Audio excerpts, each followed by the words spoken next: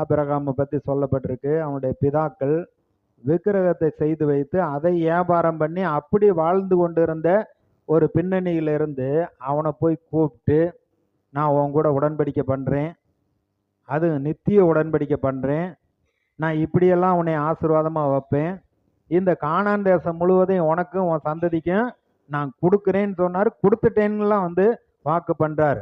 உன் ஜனங்கள் எகிப்தில் அடிமைத்தனத்தில் இருப்பாங்க, உபத்திரவத்தில் இருப்பாங்க, ஆனாலும் இந்த உடன்படிக்கை நிமித்தம் அவர்களை விடுதலையாக்கி வெள்ளியோடும் பொன்னோடும் மிகுந்த பொருட்களோடும் அவர்களை புறப்பட பண்ணி இந்த தேசத்தில் கொண்டு சேர்ப்பேன் என்று சொல்லுகிறார். அப்போ கர்த்தர் நம்மையும் கூட தான், நம்ம ஏதோ ஒரு வகையில் ஒரு பின்னணியில் எங்கேயோ வாழ்ந்துக்கிட்டு இருந்தோம். ஆண்டவர் நம்மளை பெயர் சொல்லி நம்மை அழைத்து ரட்சித்திருக்கிறார்.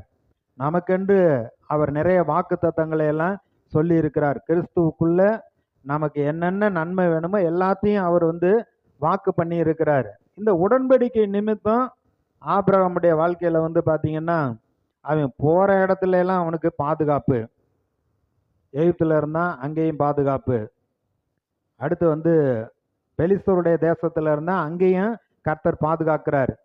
அவன் மனைவி அழகுள்ளவன் சொல்லி எகிப்தின் ராஜா அரண்மனை கொண்டு போயிட்டான். கர்த்தர் சந்திக்கிறார்.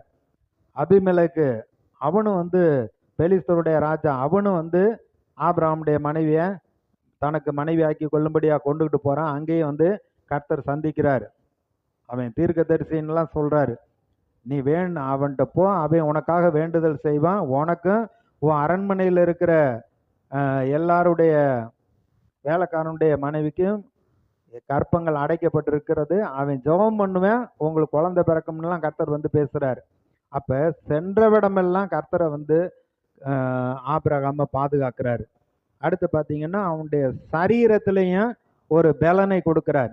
ஏன்னா 100 வயதுல சாராளுக்கு கற்பமெல்லாம் அந்த உதிரப்போக்கெல்லாம் நின்று போய்விட்டது.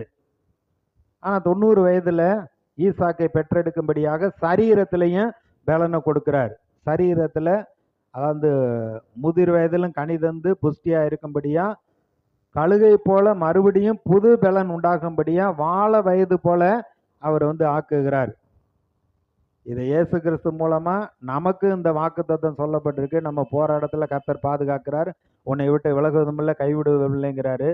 சரீரத்துல வியாதிகள் பலவீனம் வந்தா கூட பரிசுத்த ஆவியானவர் சாவுக்கு ஏதுவான இந்த சரீரத்தை உயிர்ப்பிக்க அவர் வல்லவராய் இருக்கிறார். பஞ்சமான சூழ்நிலையில இருக்கிறார். ஆபிரகாமுடைய நாட்டில் பஞ்சம். ஆனா அந்த பஞ்சத்தின் மத்தியில இவனுக்கு எந்த குறையுமே இல்லை.